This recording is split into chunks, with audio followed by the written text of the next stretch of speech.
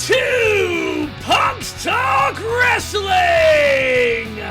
On this episode, we find out who was right and who was surprised as we celebrate our Punk's Talk Wrestling Slammiversary and talk about everything that's happened in this year's SummerSlam. I am R.W. Hellborn, the PA Rock Prince, hailing quote-unquote from Philly! And I am one half of the Crown, which is one half of your Punk's Talk Wrestling Inter-Universal Tag Team Podcast Champion hosts of the world!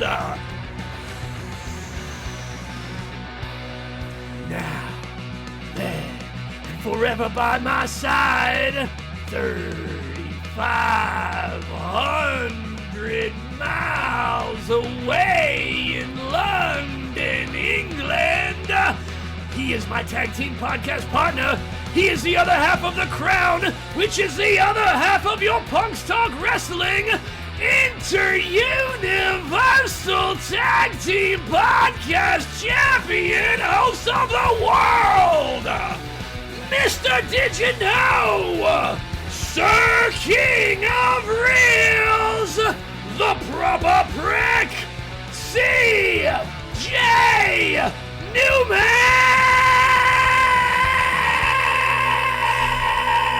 Did you know that a few weeks ago we were talking about who is Mr. SummerSlam? And I mentioned Brock Lesnar. Well, how's this for a fact? Brock Lesnar has main evented 9 SummerSlams out of the possible 37. Not only that, between 2014 and 2019, a 6-year period, Brock Lesnar main evented all 6 of those SummerSlams. He main evented SummerSlam for 6 years in a row. How about that? So, how about that? Pretty good,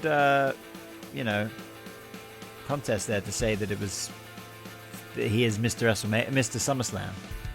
Mr. SummerSlam. That was a poll that we put up on our Instagram a while back. Was it not? Yeah, and I don't know if I actually checked the results of that. So let me look into that. Yeah. Let me have a look. I always struggle to find these things, but I will definitely find it.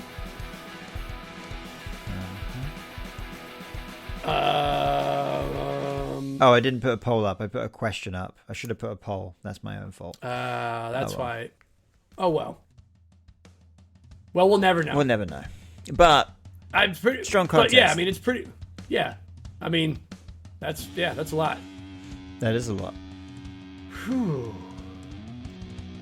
All right. How's about we talk about SummerSlam, motherfucker? Yeah.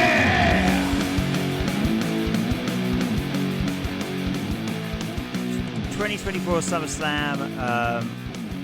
Also, I did notice they promoted it as SummerSlam Cleveland this year, which is they added the Cleveland in the logo, which I think is something they'll probably do moving forward. Colin Cleveland. Yeah, I mean, I think they were doing that. They did it for a few other pay-per-views this year, or PLEs this year. Right, they did it for, like, Backlash France. Yeah, exactly. Well, no, Backlash, it was distinctly not, there was no colon. It was just Backlash France. Oh, weird. But I think you're right. I've seen... Yeah, they've been doing it a lot more. Yeah. They used to do it at NXT. They did. Yeah, well, you know, look who's in charge. Because that's what it was. Yeah, because with TakeOver. Yeah, it was always TakeOver, colon, whatever city they were in. Yeah. Interesting. It was the 37th annual SummerSlam, and it took place on Saturday, August 3rd, 2024, this past weekend at the Cleveland Browns Stadium in Cleveland, Ohio. It was the second SummerSlam to emanate from Cleveland, and the first time being 1996, which was held at the Gund Arena, now known as the Rocket Mortgage Fieldhouse. And, of course... And and it was hosted by The Miz. Another interesting note is this was the first SummerSlam held after WWE merged with Endeavor under the banner of TKO.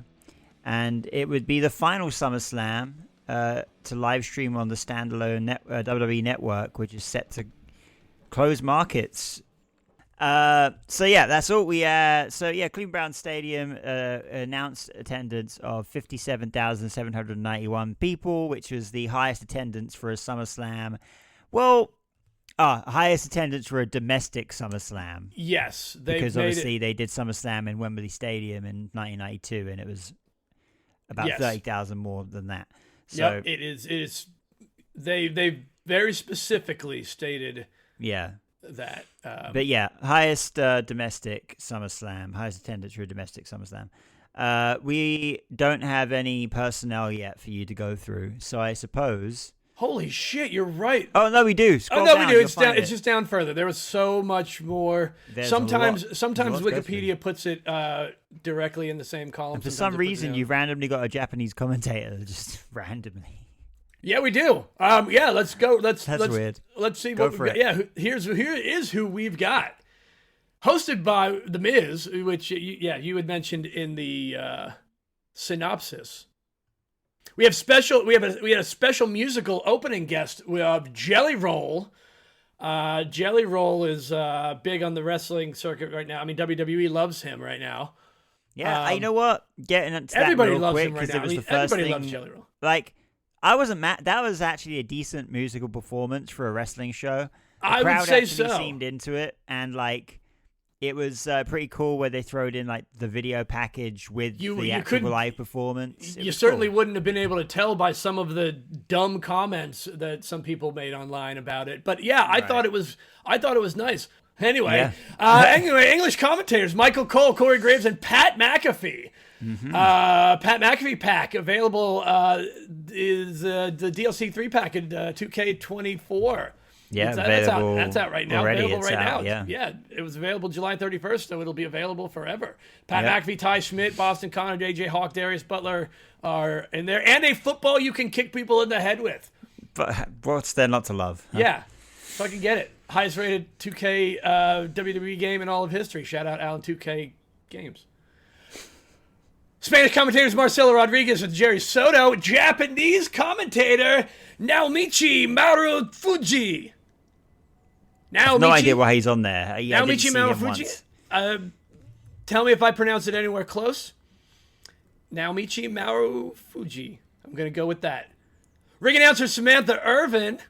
Referees Jason Ayers, Dan Engler, Daphne LeSean, Eddie Orengo, who also doesn't have his own Wikipedia page. I can let that go because Eddie Orengo is pretty new. So yeah, Seth freaking Rollins as the special guest referee in CM Punk versus Drew McIntyre match, and referee Ryan Tran, who also does not have his own Wikipedia page yet. Mm-hmm. Shout out to Wikipedia and the people that make those pages. Get some pages for Eddie Orengo, Chad Patton, and Ryan Tran.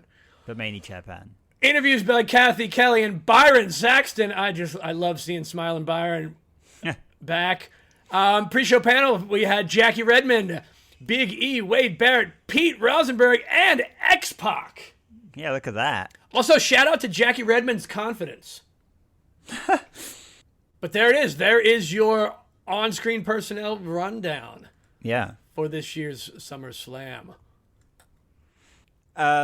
So going into the first match, I suppose. Going right in. Women's World Championship match. Yeah, I was about to say second longest. It certainly wasn't. It was the fourth longest. But yeah, with a time of 15 minutes and 55 seconds, we had Liv Morgan versus Rhea Ripley, which went pretty much exactly as the way I thought it would. Yeah. So, it did. It went exactly how Danny the Brain called it as well. Yeah. But after we'll see later, and once we heard it with explained Raw, on Raw, it all makes sense. It all makes sense. Anyway, Liv Morgan wins with the help of Dirty Dom turning on Rhea. Yeah, it was great. It was good to see Rhea Ripley back in the ring for the first time since WrestleMania, which is wild. Yeah. So that was her first singles match back, first match in general back from injury. And I thought You know what? Like, I'm not saying I didn't believe in Liv Morgan before now, but this match solidified her to me as a main event female talent in the company. Yes. I mean, there's a storyline with the three of these, like with Dirty Dom and Rhea and Morgan, like that. It's been a fucking great storyline. They've done such a good job of telling it. Yeah. I mean, honestly, for the most part, held up by Morgan and Dominic for the last couple of months because Rhea's not been around. So yeah, and it's good. It's good that they have the faction to lean on with it. Like, that's why we all love factions, because it allows for multiple things like this. And it's totally why you can see why factions didn't work back in the Attitude Era of faction warfare, because it was just, we're a faction, you're a faction, now we're fighting because we're factions. There wasn't pretty much, There were no there were very few occasions where it made sense. Yeah.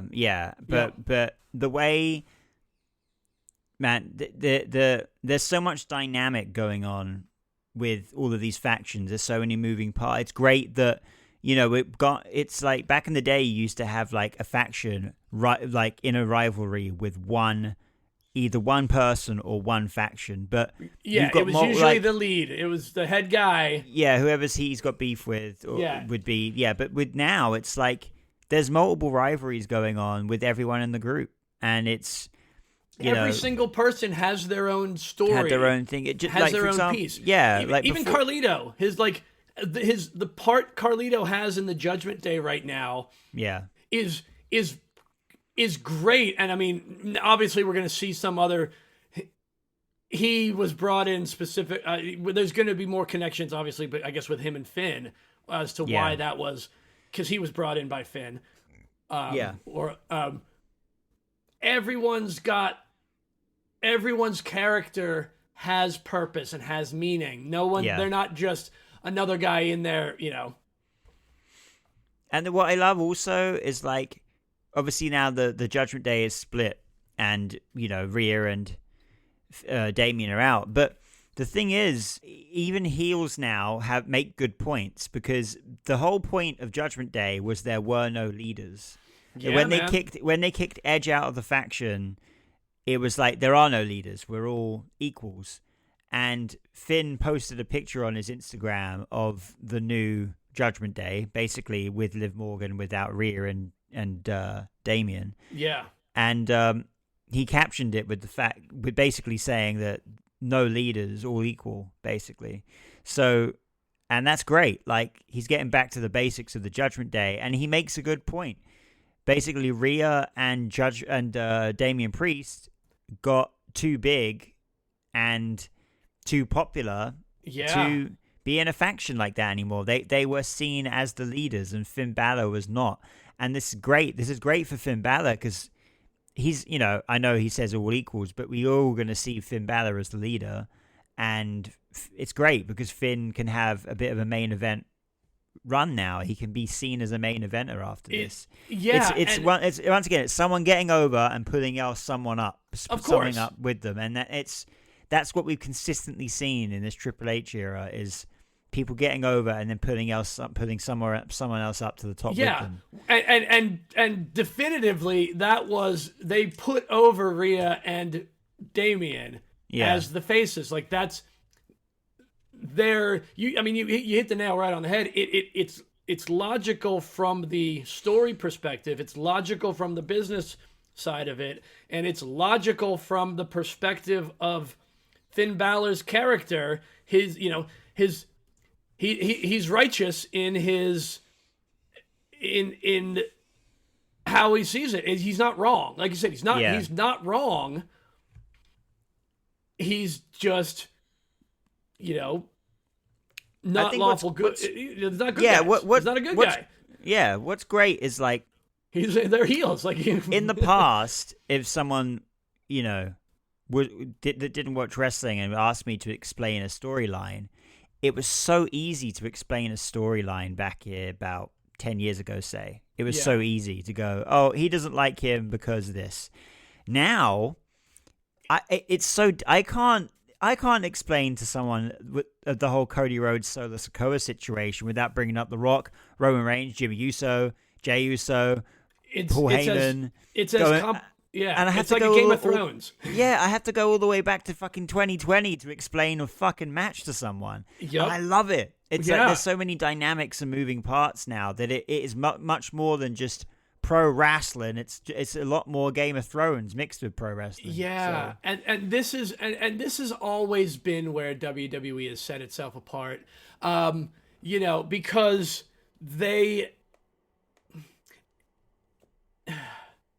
they've treated the business differently than the other territories did, than the other companies do now. Yeah. They treat it differently, and that's why they're looked at differently, and that's why they're always it's why they're always separate. It's they're working with TNA, and they're working with other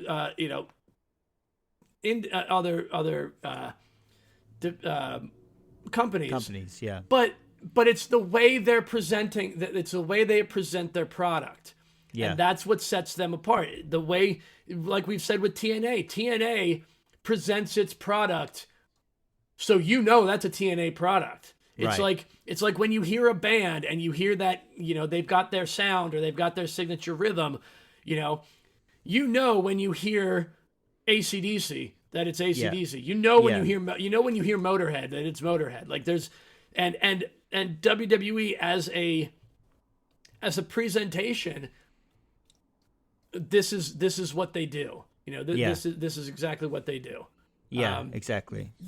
That keeps them apart from everybody else. Yeah. Anyway, that was moving on. We got Braun Breaker versus Sami Zayn Intercontinental Championship. I think we all called short match. Very short. It should have been. Yeah, and you're right, and it should have been. Yeah. This was perfectly told. This was exactly. I think they did it to perfection, having Braun lose the first one. Yeah.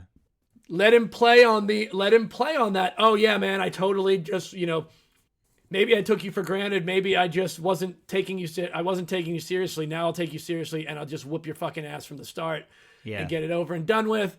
New Intercontinental Champion, Braun Breaker. I mean, there's nothing to say about it. We knew they had to do this. They needed. Yeah, we're gonna see for a number of reasons. A meteoric rise with this guy, man. He's 26 years old, man. But we were talking last week's episode about WWE champions that have the last guy to win the WWE championship that was under the age of 30 was Bray Wyatt in 2016. So Braun Breaker's going to be that next guy, 100%. He's going to be the next guy to win the title before he's 20 years old. Before he's 30 years old. Maybe. I mean, I wouldn't. We're talking 4 years. There's no way he's not winning that title in 4 years. Listen. No, there's plenty of ways. There's plenty of ways for him to not win that title in 4 years. But we won't get into that because that's 4 years. I'm just. Would I be? I wouldn't be surprised. No, I wouldn't be surprised if he's a world champion in under 4, before he's 30. But I wouldn't call that a sure bet either, just because we can see people get stuck at the mid card. Yeah. And not necessarily stuck at the mid card, just become so good in the mid card that they have to remain there, or just because the other shit going on around them, it's just not their time yet. Yeah, you never know. And plus, like with Braun Breaker, what I see with him, I see very similar qualities in.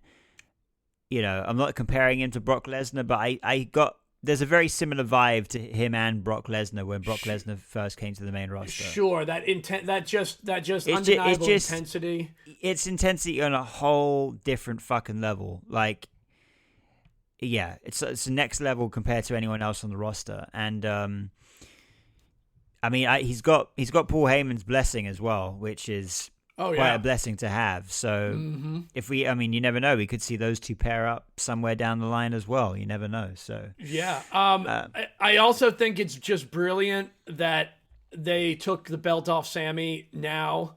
It was a perfect time for him because We can speculate a little bit after this, but I'm pretty sure he's going to be busy with some old business. Soon. Potentially. He's also got a stand-up comedy career to tend with as well. I guess he's doing that. I think he's got a few dates that he needs to. So I think also he probably just wants a bit of time off. So, but I do see him. I definitely do agree. I think we'll see him around. Oh yeah, I think Survivor we'll see him. Series sometime. I think we'll see him, and I think we'll see him on. Yeah, we'll probably see him on SmackDown. Yeah. They've already broken it on Raw, having Randy Orton show up. Yeah, I think that's for two reasons. I think. Well, we also had A-Town Down Under was on Raw as well. But I think that was because everyone was in Baltimore after SummerSlam, so it just made sense. Yeah.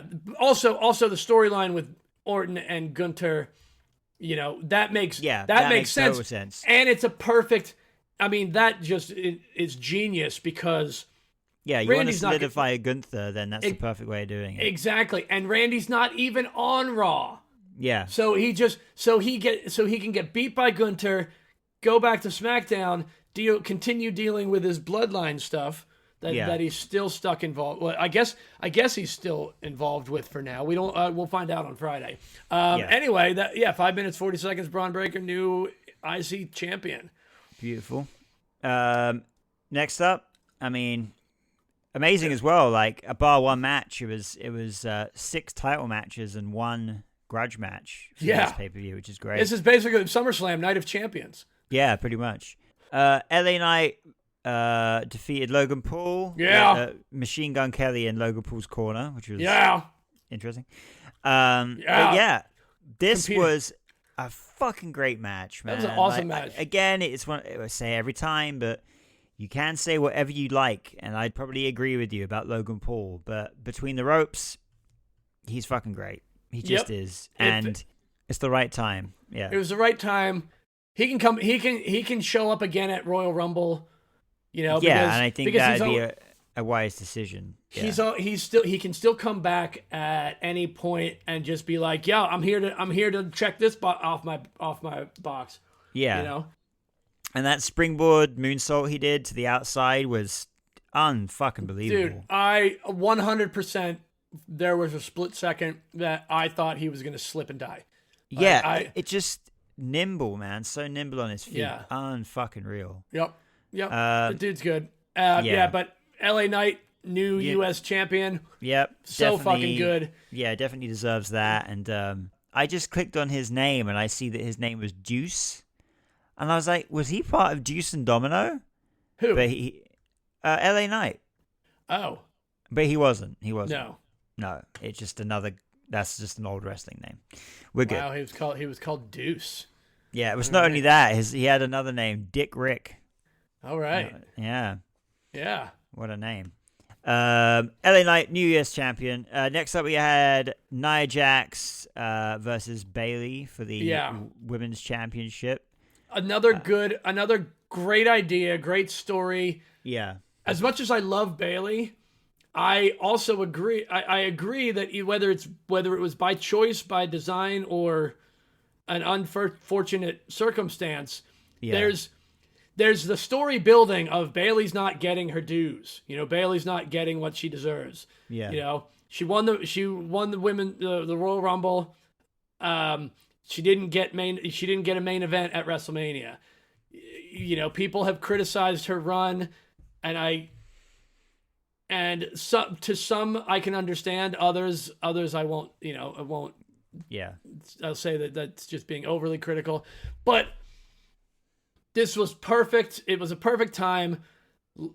Give her a little time off. Let her recharge, reboot, reemerge as like full-time hugger mode or whatever you want to do.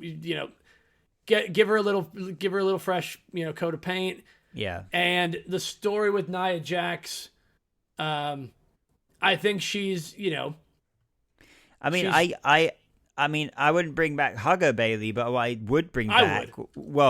I would bring back pre-Damage Control, the whole ding dong hello annoying Bayley. That was great. Like when she did the Ding Dong Hello show and stuff like that. She Yeah. was so fucking annoying. She had a bit of a Karen character, but Yes, she she was did. fucking. It was really good, really good, and I think she was really over with the crowd then. That was some prime Bailey, Yeah, but it's great. I mean, Nia Jax has most certainly improved a lot since her return, so it's good to see her as champion. And we got a cool dynamic now because I think it's one of the first times that they've done it where the Money in the Bank holder and the champion are friends. Obviously, I feel like Tiffy is going to be turning on Nia at some point. Yeah, I think we're gonna see. I think we're gonna see the Tiffy. I think we're gonna see the Tiffy is tired of Nia's abuse at some point. Yeah, but we could see. Yeah, I guess in a way you could get a Tiffy face turn out of this. I think so. I think we're gonna see that because people love her, and it's hard to hate. It's hard to hate her because she's so good. Yeah. So you've got to put her in that same weird area of you're not a baby face, but you're definitely not a typical heel. Right. Exactly. Yeah. Yeah. You're just good. You know. And she's just good. Yeah. Perfect timing for everything. I love, like you said, love the dynamic between them. 12 minutes and 30 seconds. New women's WWE Women's Champion Nia Jax. Yeah. Next up, we got fucking one of my favorite matches of the night: Drew McIntyre versus CM Punk. Yeah. Seth Rollins is the special referee. CM Punk's first singles match back on television since his return. So his first singles match in the WWE for, I don't know, 10 years, whatever. Well, except for the Madison Square Garden match. Well, televised. Yeah, televised. Yeah. Yeah. But they were distinctively saying first match back for first singles match. They did not say televised. I think they were either just ignoring it or maybe unintentionally. I don't know. Yeah. But what a fucking story told, man. So good. And, the moment that Drew McIntyre took that bracelet out, like, that's where the match really started to kick in with Seth Rollins. Like, Seth Rollins genuinely innocently picking up that bracelet. Oh, yeah. That was to keep it safe. It was fucking great. CM Punk going up with the GTS, looking down and going, like, what the fuck are you doing wearing that? Yeah.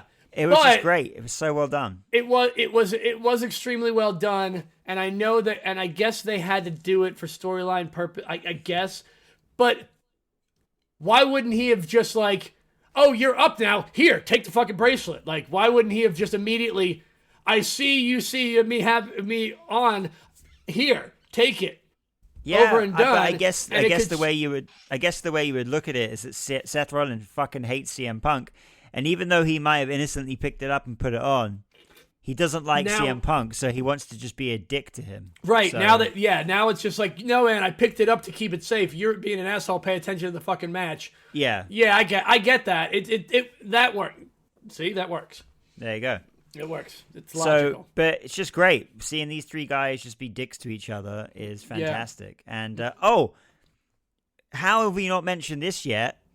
The fucking referee cam. Oh, yeah. Oh, God. I don't know if you remember.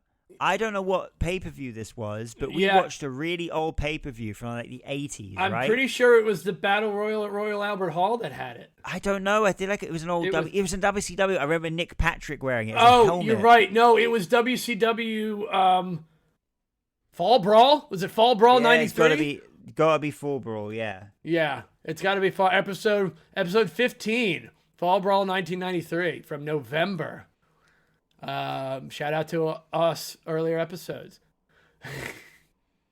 Yeah, I mean, it was fucking great to, see.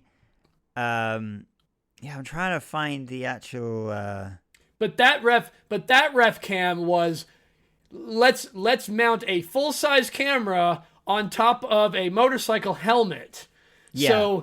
So the perspective was like way off.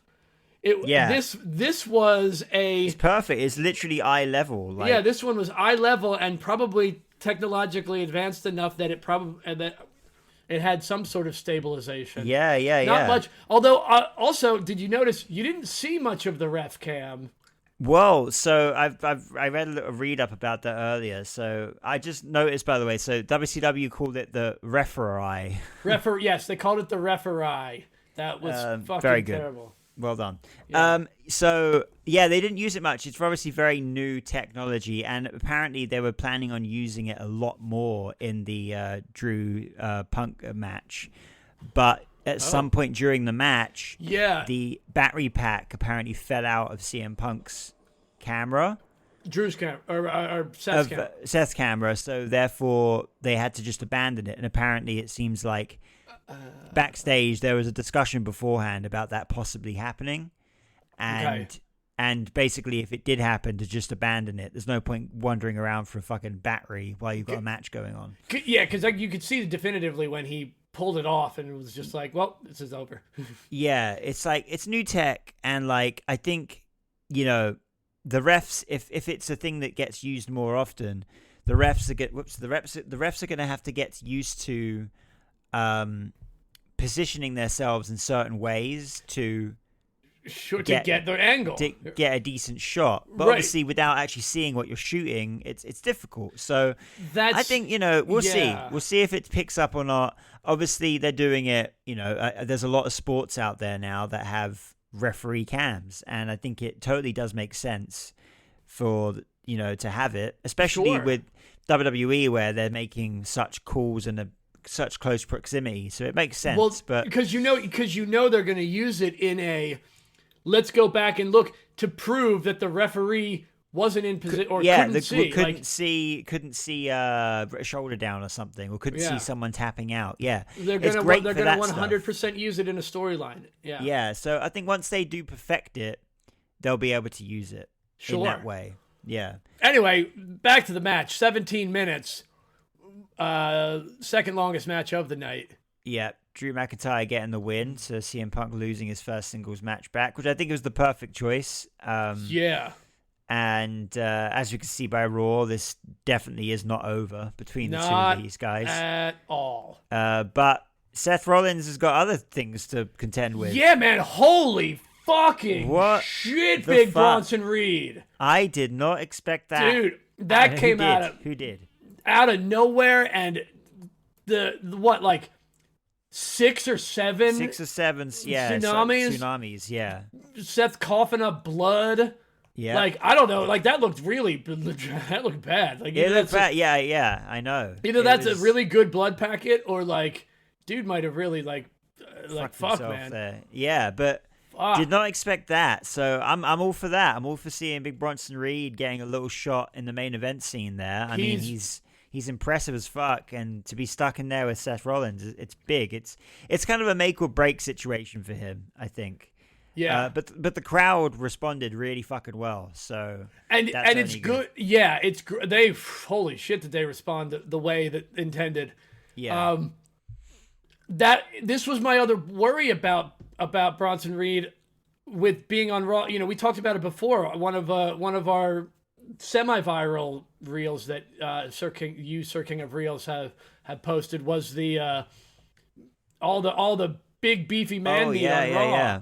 Yeah, exactly. And it's good that he didn't get lost in the I'm big and mean and I should be getting shots, just like Braun Breaker is I'm big and mean and I should be getting shots. Yeah. I mean, Bronson Reed was just in that IC title race, you know, months ago, like right after he got to Raw. Right, exactly, yeah. So I guess he can. I mean, it's good to see them putting him somewhere and doing something. Yeah, and doing something on with Seth. I think that's fucking fantastic. Getting him involved in this mire. Yeah. Awesome. Fucking awesome. Yeah, and then another thing, like obviously everyone wants to see CM Punk versus Seth Rollins, but this takes that once again. It holds that match off for some time once more because now Seth's got to contend with Bronson, and I'm sure once it comes to it again, CM Punk will probably be distracted away from Seth Rollins, and we'll be held off till WrestleMania, I'm sure, and it's going to be a great match when it eventually does come. But and before we do get to the next match, I just want to give a really quick shout out to fucking Odyssey Jones finally making his Raw debut. Oh yeah, that happened. Yeah. Yes. That was wild. Obviously, again, it looks like there's fractures within the New Day. It looks like Xavier Woods did not know that Odyssey Jones was going to be there. Kofi Kingston seems to like he enlisted him. Yeah. And another interesting thing is that Odyssey Jones was wearing a New Day shirt as well. So interesting. So I mean they of course they're teasing this with Karrion Kross with Kross and Final Testament trying to get under their skin, and I'm glad they are, but I don't believe in any way that this is going to lead to a breakup of the New Day, for certain. Like I think they're going to tease it for a while, but they're not going that doesn't need to happen. Yeah, it'd be interesting. It definitely adds a whole new element, bringing in Odyssey Jones and seeing where that goes. But holy fuck, was that impressive? He power slammed sidewalk slammed fucking Akam and Razor at the same time. Yeah. He lifted one of them up under his shoulder, under his arm, and then lifted the other one up while holding the other one. It's wild. So, yeah, I'll be intrigued to see where that goes with him as well. Yeah. I don't know how this will play in. Obviously, Big E is still very active with WWE, like pre-show panels and stuff. So I don't know. It'd be great to see him get involved in some fashion, but I don't think it's going to be in the ring. Yeah, I don't know. Yeah, I still don't know what There's no word if he still, I guess, definitively. But, right, exactly.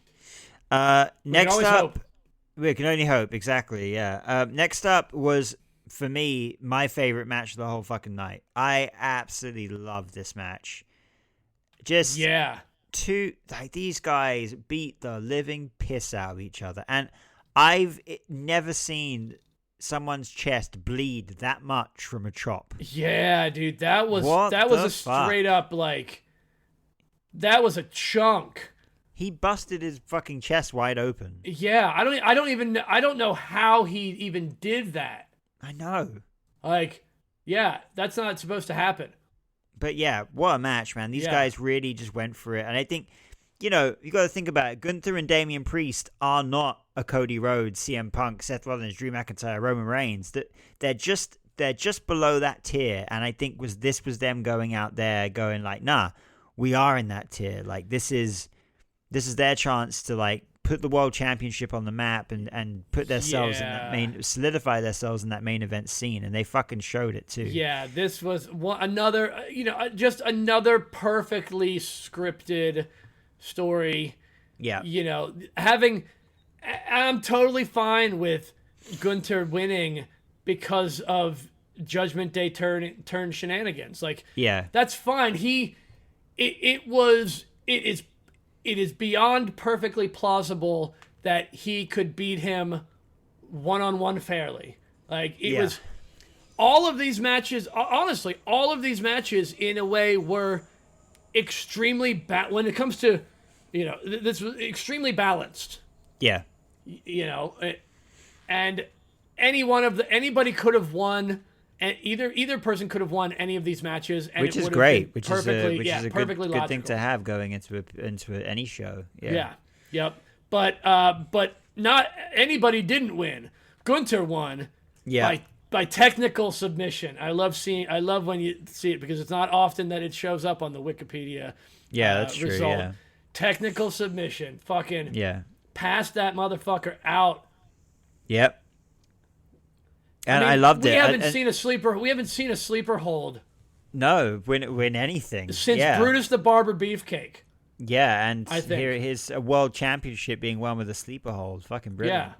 And it's great because obviously on Raw last week we had Finn Balor in the same position with Gunther, and obviously Damian Priest made the save.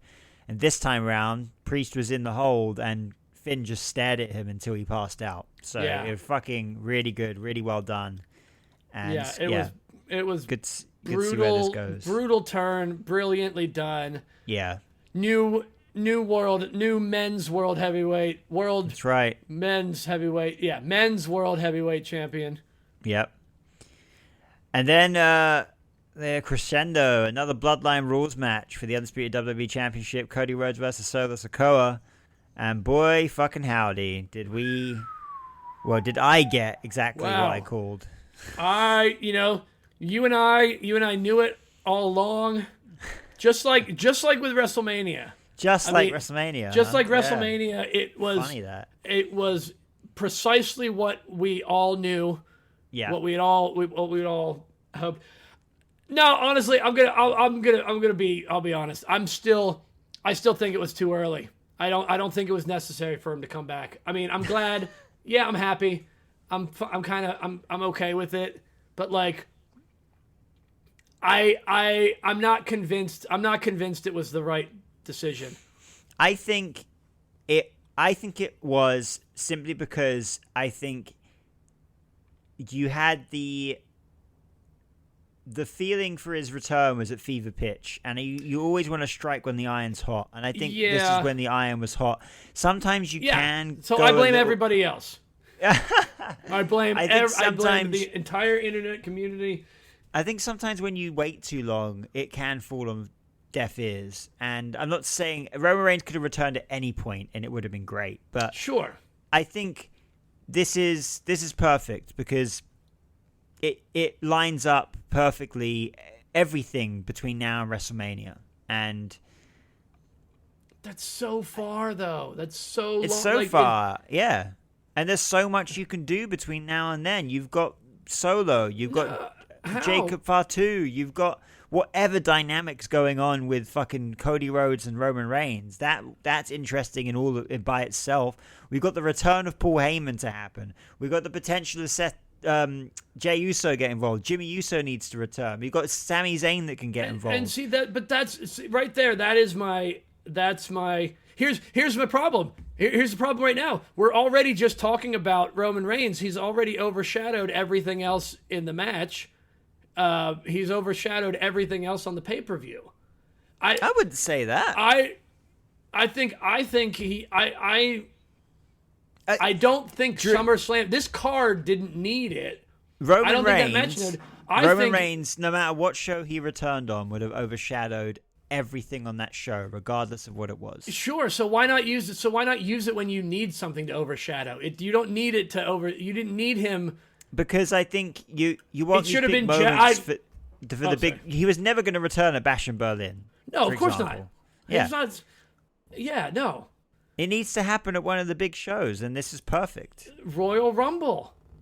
Let the dude have a real break. I know. I mean, because I think you need to aim for him versus Rock at WrestleMania, right? And if he returned at the Royal Rumble, what you want is a program between him and The Rock between the Royal Rumble and WrestleMania, because you need that lead up to be long.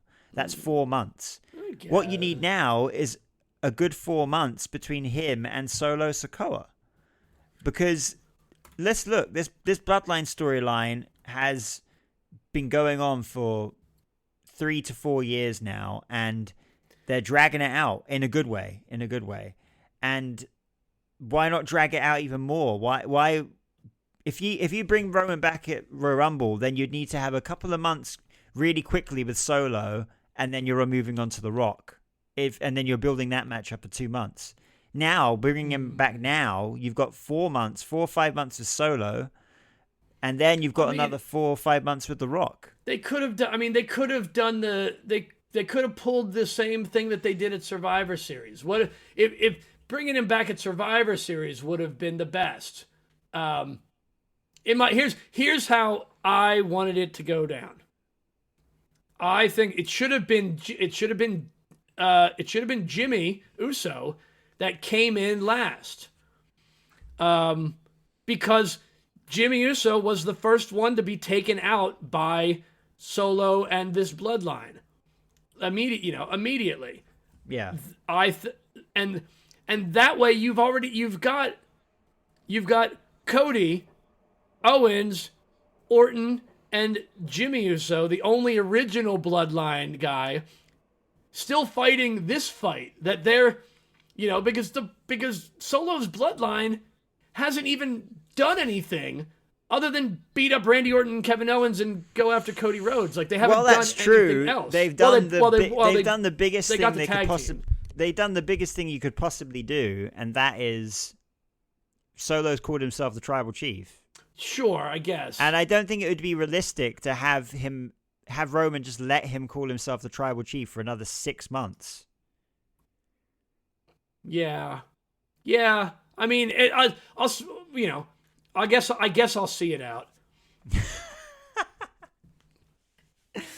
I think it should have been Jimmy. I think Jimmy got overlooked in this. I think he did, but I think there's probably a reason for that, and that's probably because he's not cleared to come back yet. Maybe. So but I could have seen you got to work with him. Plus, Roman Reigns ain't getting any younger. I want to see him as much as I can. I don't want him off my television for almost a year. Yeah. Like, you want him around as much as possible. Like, that's a whole like 10 months of his career that you're just wasting away. Like, you want to see him wrestle until he can't wrestle anymore. And I know it's on a very limited schedule with Roman Reigns, but I think having him around, and plus I want Solo to have his moment, and he's had his moment with Cody, which is great, but now he'll have his moment with Roman Reigns, and this storyline can go on for a good 4 or 5 months. And we know that the Bloodline can produce, well, they've produced the best storyline on television for the last 4 years,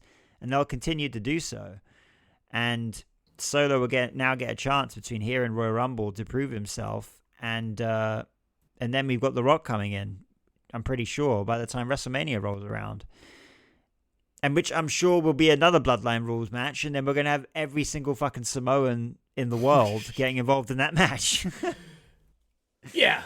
I mean, like I said, I guess I'll keep watching. You'll enjoy it. I'll enjoy it. I know because I just hate being You're wrong. a big Roman Reigns fan. I know for a fact that when his music hit, you fucking had a great time. So I was certainly.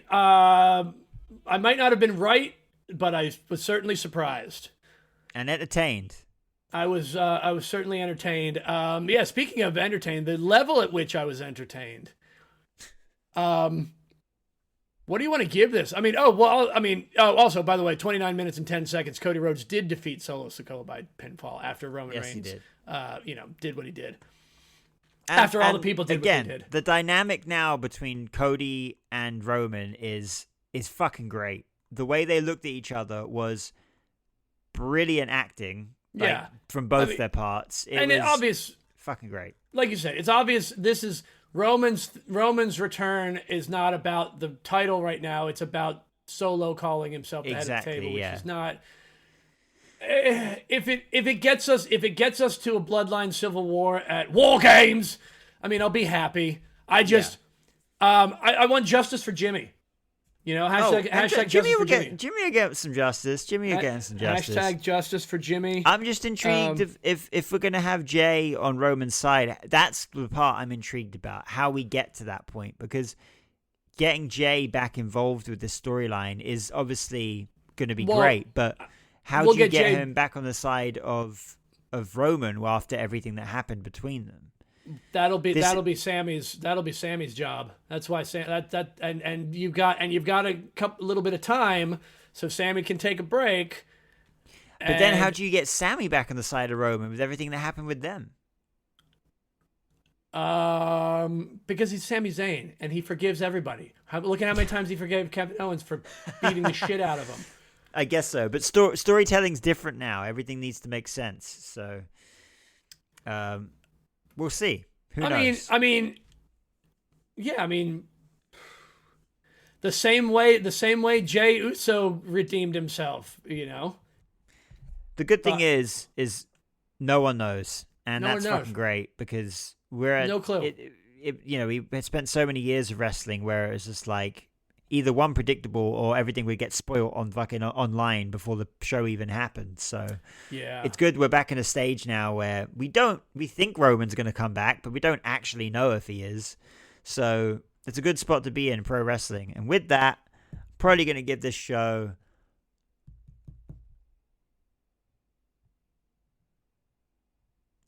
a 19. I got to give it I'm torn. I'm really torn. Without my own personal preferences aside, pre-SummerSlam RW Hellborn would have probably rated this a lower, but post-SummerSlam RW Hellborn, knew all along Roman Reigns was coming back. Knew all along, yeah. Knew all along. Post SummerSlam, RW Hellborn gives this a 19 as well. It was, everything was perfect. Everything was. There was nothing about this. The only and really, yeah, I think the only reason I'm giving it a 19 and not a 20 is. I think it should have been Jay. I just think it should have. I can't get over it, man. I can't get past it. I'm not giving it a 20. Simply, I love the fucking show. I would be giving it a 19, but it's not the best show that I've ever fucking watched. It wasn't better than WrestleMania. That's for sure. No, that's true. I'm giving it an 18. I got to give it an 18 then. I got to give it an 18. That's fine. Yeah. It's still a fucking high score. So it's still a high score. Yeah, it's still the highest rated SummerSlam. No, I'll give it a 19. I give it an unbiased 19. I give it a biased 15. Wow. Jesus. Listen, man, I did not. That's biased. That's heavily biased against. I thought you would be chomping at the bit to see your tribal chief. I think your tribal chief would be severely disappointed in you right now. I don't think your tribal chief thinks you're acknowledging him enough. I'm concerned for my tribal chief's health and well-being, and thought maybe it was just too soon. He's fine. He wasn't even injured. His heart was, his soul, his entire soul was injured. I mean, you're right. You're kind of right. He wasn't actually injured. He just got beat. Yeah, he just got beat and walked away. Yeah. Yeah. Fuck this shit. I'm out. You know what? If Roman Reigns, if the OTC is, I trust in our tribal chief. I trust in the OTC. If he feels that he was ready to come back and set things straight, then I have to trust the process. Did I actually think it was going to happen? No, 100,000%. I was absolutely certain he was not coming back, and I was surprised at that. There you go. Also, a side note, I did see someone when he came out with that OTC t-shirt. I was like, "What the fuck does that stand for?" And very quickly, I was like, "Original Tribal Chief." Okay, cool. But I did see someone online. They used the acronym to say "One Tough Cookie," which I fucking love. It's just kind of funny because with the circle, Also, by the way, thank whatever you want to thank the art department for getting their heads out of their asses and making sure that his return shirt was graphically solid and not a piece of greatness on another level garbage. Sure. Dude, if he would have come back with shit merch, that would have been it. I would be on my way to HQ to fist fight their art department. So, I did also notice that he came out to his orchestral entrance theme that he used at WrestleMania as well. It was slightly, it was the added oomph entrance. Yeah, the added entrance. Yeah. Also, by the way, side note, once again, shout out to the art department. I don't know if he just cut the arms off himself or if that was an actual Judgment Day sleeveless hoodie that is available on WWEshop.com. I'm gonna find out after. What's his name? JD McDonough was wearing it. Oh, really? He probably cut the sleeves off. Let's face it. Man, let's look. I'm gonna look right now. All right. Shop.wwe.com. I hope for the best. I hope for the best. Let's see. Well, the OTC shirt is available. The OTC is available in a hoodie. It's available in a normal tank top. It's available. Could you just buy the hoodie and take the sleeves off? I'm probably gonna. Yeah. No, but see, the problem is that's a hoodie. That's hoodie material. What I have the Wreck Everyone and Leave. It's a sleeveless hooded T-shirt. Oh, and that's what they fucking need to bring back. And I don't understand why they're not doing it. Judgment Day. Let's look. Let's see where the Judgment Day apparel is.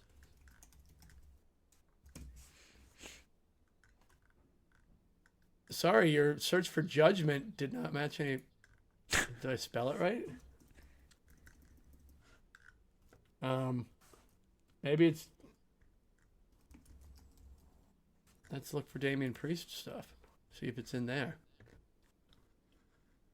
Nope. There has to be like actual Judgment Day. Judgment Day.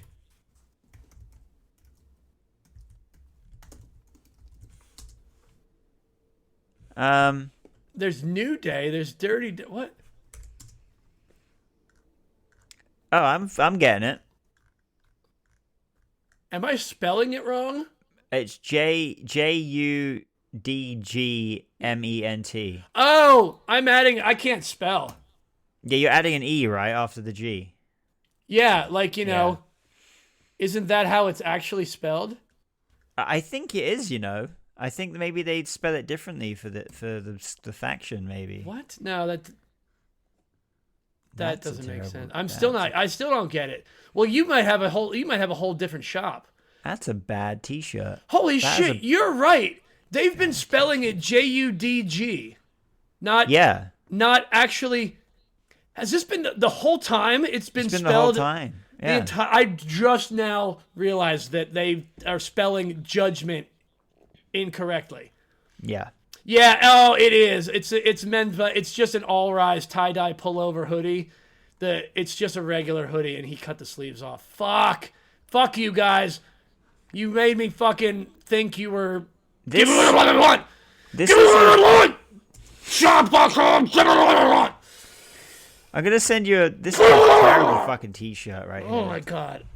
What is it? Is it the Dirty Dom? White mullet shirt, because that's actually fucking rad.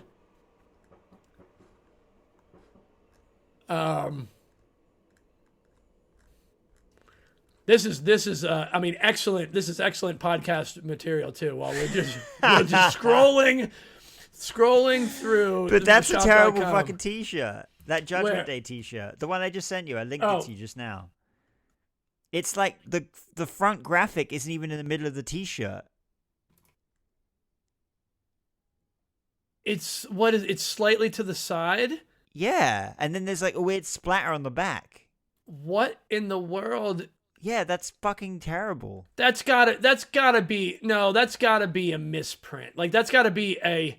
Well, they're selling it. That Dirty Dom T-shirt is fantastic though. No, hold on a second. I think. Oh, I kind of want it. I know that Dirty Dom. I think that might be a problem with their art. Well, maybe I don't know. No, it's for sale. I don't know. That's fucking. No. What I'm saying is, I think the person that created the graphic for the shop shirt put the logo in wrong. Like that's not a picture of the actual shirt. That's a picture of the graphic of the shirt over top of their T-shirt template. I sure fucking hope so. Let's put it that way. Yeah, because I'm looking at a couple other ones, and I feel like there's only one way to find out. There's only one way to find out. And you got to buy that motherfucking thing. So fucking. I mean, it is pretty fucking cool. The Dirty Dom one's great though. But that's the graphic. That's also the artwork that's on the. I just realized I sent you the Euroshop link, but whatever. Oh, same okay. thing. I can't buy that stuff. Anyway, fuck yeah. Whew, so that's it for SummerSlam. Next week we're doing our top. So we're recording 2 episodes in one day right now. If this makes it into the cut, you'll know that I just said that. So we're going to be doing our top 12 face turns. That's right. Next week in 20 minutes. So that's next week. Next week's episode. Shout outs to Wikipedia. Support Wikipedia. Shout out to Al and 2K Games. 2K24. Start your legacy. Step into the story. Read the text from the website. Oh wait, not that. Experience WWE 2K24's bevy of spectacular modes, which includes a tribute to WrestleMania and 2K Showcase of the Immortals, My Rise, My Faction, My GM, and all new match styles like Guest Referee and Gauntlet. See what's new in the WWE 2K24's My Faction mode, where you can collect cards and build a faction featuring your favorite WWE superstars and legends from any era. And a season pass is back, baby! We mentioned that already. DLC 3, Pat McAfee Show Pack, featuring Pat McAfee, Ty Schmidt, Boston Connor, AJ Hawk, Darius Butler, and a football you can kick people in the back of the head with. It's available now. Good job. Thanks. Nice. Also, you can support us on Patreon, patreon.com/punchtalkwrestling. We've got some old episodes like our episode 0 and some other stuff up there. RW Rants, some random stuff. Tell us if you want us to put more stuff up there by telling us you want us to put more stuff up there on our social media accounts, Instagram and Threads at Punks Talk Wrestling, Facebook and TikTok at Punks Talk Wrestling, youtube.com/Punks Talk Wrestling, email us punkstalkwrestling@gmail.com. If you didn't get it, we can find us pretty much anywhere at Punks Talk Wrestling. You'll get us and anything and any CM Punk news. Pretty much, yeah. I think that's... Are we done now? Is that done? Yeah, I think that's it. I think that's probably the quickest we've gotten out of it. I've just been perusing the shop since you've been doing the fucking... Oh, all right. Let's end it and let's buy some stuff. All right, cool. Bye.